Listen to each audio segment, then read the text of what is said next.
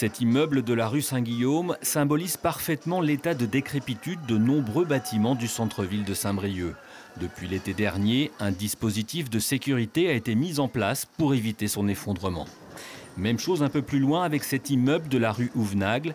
Les habitants ont dû quitter les lieux suite à un arrêté de péril pris par la mairie.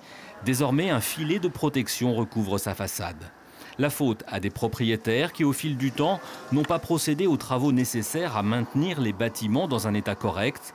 Après avoir joué la carte de l'amélioration de l'habitat, avec des aides de financement de travaux à la clé, le maire passe désormais à la manière forte.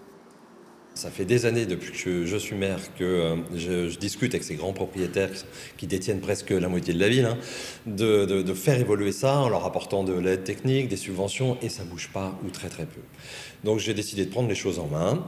Je pose sur la table le nombre d'immeubles qui m'intéressent, sur lesquels on est prêt, nous, à faire une offre de reprise. Ça s'appelle à un moment donné une expropriation s'ils ne veulent pas négocier avec moi. Voilà.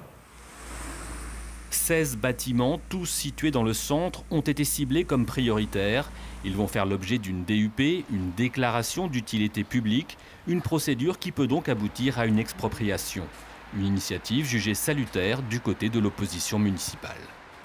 Vu la situation de logement à Saint-Brieuc, vu que les jeunes couples en particulier n'arrivent plus à se loger, il faut absolument avoir des mesures, je dirais, innovantes et un peu fermes pour essayer de libérer des logements et de remettre en état tout ce qui peut être reconstruit, remis en état, réhabilité au centre-ville.